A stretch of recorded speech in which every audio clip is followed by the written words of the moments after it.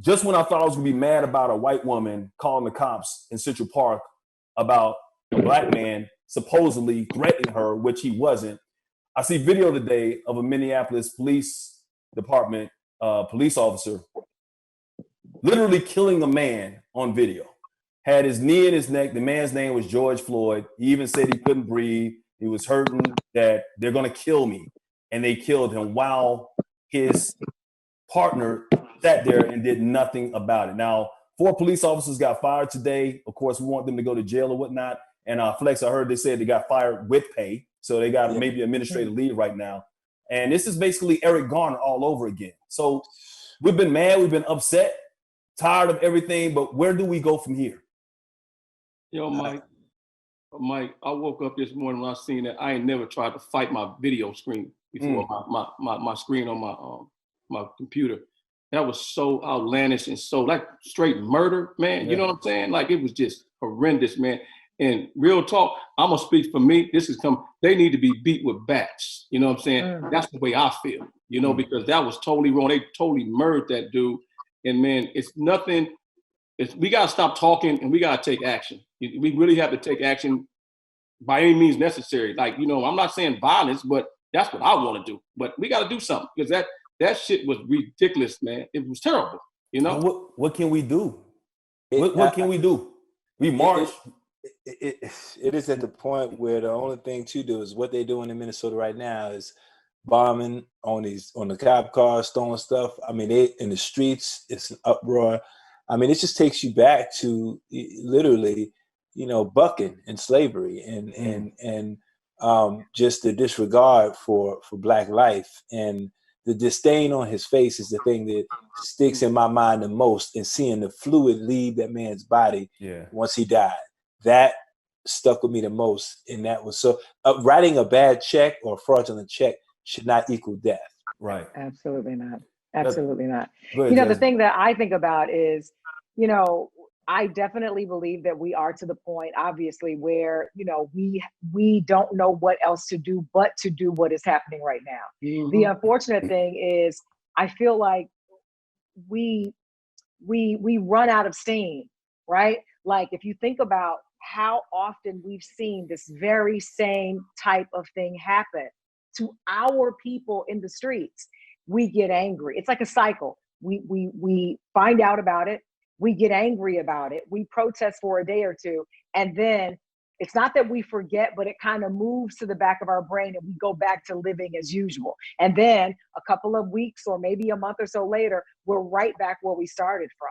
And so my thing is, there has to be some consistency, not only with our anger, but with our, I guess, methods of trying to hold these people accountable, not just when it happens, but continuously, like making sure that we show up for the elections that, you know, matter when you're looking for a sheriff, you know, to head up the department, who hires these people that go on the streets. I think all of these types of things have to be important. So it is that consistency, even when nothing is happening, that we should be just as busy as we're busy right now. Absolutely. I think even to add to that and even go deeper, the psychosis behind it, going back to slavery, when you have a people who have stripped you of your language, your culture, your spirituality, your true spirituality, and you change it all to represent them, there becomes a certain fear that if we rise up against that, that we're going against this all being that looks like them, that gives us our blessings, that, you know, we're beholding to. And that might rub a lot of people the wrong way, but I think it was systematically done. I think it was purposeful, and it's working to a charm because we have not risen up at any point. The only time we got close to fighting back, to really, you know, just coming together was, you know, Black Panthers, you know, and you know, you saw what happened then when you had your Eldridge Cleaver, when you had your Huey Newton and A-Trap Brown, and what they were trying to do is what needed to be done. And when we exercise our constitutional right, the laws will change. You know what I mean? when we also use our Second Amendment rights, like you said. Absolutely. When you use the rights that they have and that they fight for, non-blacks fight for, and you use it to your advantage, then some of the laws may change. But I will ask you this, Flex, because I'm hearing you push back and I'm angry, I'm mad. I want to riot, I want to throw something, I want to tear some shit up. I really do. But we can look at Michigan and see protesters carrying guns or whatnot because they don't want to wear masks or they want to go outside, they want to get a damn haircut. Right. If we do that, you know how this country is systematically set up against us. Will they use that to their advantage to have an excuse to annihilate a lot of us? Because they don't fight back. As much as we saw in Michigan, and they protesting and threatening and hanging governors in effigy or whatnot and burning whatever they do. If we did the same things, what do you guys, I'm just asking the question, what do you guys think will happen to us if we fought back that way against this government? Well, we had, okay. They're going to pull out some pistols and kill us all. You know what I'm saying? That's what they're going to do. Let's keep it real. You know what they're going to do. They're going to say they're radicals. They're like the Black Panther. They're like the Nation of Islam. They're just radical. Anytime you see black, we're radical. You know what I'm saying? We have some pistols. We're going to be really radical, crazy. We're gang violent. Because let me tell you something. If you ever been locked up before, you know about being locked up. Let's keep this out. The police they are a gang. You know what I'm saying? And they act like a gang. You know, and what do you say about the culture? That's their culture. That's what they do. They all stick together and they lie for each other and they just do a bunch of nonsense and they kill black people and they get away with it all the time. So I know what we really want to say. We say we want to get at somebody and riot. No, what we really want to say, we want to get at those police. But when we say that, you know what happens. Oh, they come up police. But that's what I'm talking about, Donnie. It's like if you get after them and you do that, then all of a sudden they have an excuse to throw your ass in jail or worse, kill you. You know what I'm saying? So once again, what can we do? I'm tired of marching. I'm tired of kneeling. And the irony in it is the same reason why Colin Kaepernick was kneeling is because that man had his knee on George Floyd's neck. I mean, the irony in the two pictures is seeing Colin Kaepernick taking a knee and seeing George Floyd on the ground while this rogue-ass cop has his knee kneeling on his neck, literally killing him, is the irony in this whole situation, man. And it's a symbolism. It's the picture. If you could put a picture and you can put a caption on it with his knee on his neck, you can say, America. What is it? Home of the free, land of the brave, whatever. Like land of the free, home of the brave. Land of the free, home of the brave. It is not land of the free. We've been shown that by being put on lockdown because of the pandemic, which can show you your rights will be taken away instantly, and you have no rights and you have no say. And I appreciate what the brothers did in Michigan, because right after that white militia went, these brothers escorted a sister right into that building, correct, right, and exercised their rights. It's like the brothers in Georgia. They came out there, they had their joints. They said, "We're gonna find this dude who taped it and who was part of the killing of brother Ahmaud Arbery." Yep. Yes. So it's so many theories, so many things we could debate and go back and say we could do this, but I don't know what it's going to take for this like in Malcolm X. He's like, there's a powder keg and it's inside the house. You know what I mean? And that powder keg, it's going to explode at some point. Can I tell you? But see, this is what I don't understand. This is what I don't understand. I know that the answer is not a simple one, because we already know, first of all, the Constitution was not written for us. We understand that, right? We see that all the time.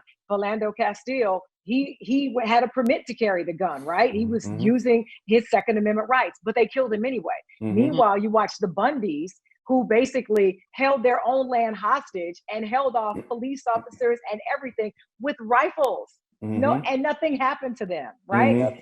So I think the thing that we have to ask ourselves, first of all, is how bad do we want justice? Are we willing to truly do what it takes and stick to it to the very end? We can barely get along with each other to boycott. I remember when Trayvon Martin was killed, and we all talked about how we're never going to Florida. that lasted maybe a week. Mm-hmm. So when we Mm-hmm. talk about how are we going to change things, what are we going to do? I think we do what we did in Alabama when Roy Moore Jr. decided he was going to run for office, and he decided to ride his white horse down the middle of the street. Black people, Black women, and Black men got together and voted and said, hell no. So I think collectively we have got to figure out, how do we truly not just talk about it, but be about working together, because it is the only way we're going to win. It's the only way. And the day of the true leader for us, like this brother behind me, like. And that's Malcolm behind you, because we can't see it that well. Sorry but about it's that, Malcolm. Malcolm. Yes, sir. Like, those days are over. I don't. These informative ass fake Black leaders that we have right now, it disgusts me, you know. And I'm speaking from information I know. You know, it's we're being sold to the highest bidder, and it's a smoke screen. It's March, retribution. We need this. Let's get all the people, keep them calm, and then you out. You get that check. And that's and something has got to change. We definitely need to come together as a people. We need that leadership or whatnot. We need the people who are culpable, like his partners, the three others. They have to be charged. And the difference is, I'll tell you what's going to make a difference. Getting the right people in office, first and foremost, changing some of these laws. But secondly, what we get so pissed off about is that they get away with murder. Yeah. The accountability factor is not just indicting them, not just putting them on trial, but actually convicting them and sending their asses to prison for a very long time. When they start seeing that type of retribution against them, that will be the detriment that is needed to say, hey, I need to think before I do this crazy stuff. And thank God for camera phones, because there are a lot more people out there who are dying every day that we just don't even know about. So we're going to have to say these names, like the Ahmaud Arbery's all the time and the George Floyd's, man. We got to keep them in remembrance and always know that we got to get justice for them. And the right justice is these men who are killing us. Black men or Black women who are unarmed, unjustifiably have to pay for it. And that is the bottom line. And women like Amy Cooper got to pay for it. Not just losing a job, but how come they haven't filed a police report basically saying, that's attempted murder, in my opinion. Right. I know that might be stretching it a little bit, but as we are as Black men and Black women, to me, you call the cops on a Black man screaming, making it seem like he is lying. You're lying, and that is almost like attempted murder. Yeah, but I mean, just think about it. When you have the sister who's sleeping in her own home and gets shot, Breonna Taylor, just shot 8 times. I mean, you sleeping in your own home. You come in there to serve a warrant and don't even do your due diligence to understand that the brother was already incarcerated. Yes. And then they tried to charge her boyfriend with protecting the house. They tried to charge him with murder. Thank God they dropped those charges. But once again, I know I'm getting hyped, and I try and calm down, man. But I hate waking up in the morning, man. I'm telling you, brothers, Donny, Flex, Jazzy, y'all know me very well. And I'm like, it pisses me off. I'm sick of us dying every day for no reason. It ruins my day. It scares the hell out of me. Flex, you were just talking about your daughter going out there driving. You got a son that's driving. Donny, you got a son, Jazzy, that's out there, Black men and women. Every day I fear for their lives because of the people who are supposed to protect them are the ones who are killing them. Yeah. Ice Cube said to serve, protect, and break a neck. That's basically what we're going through right now.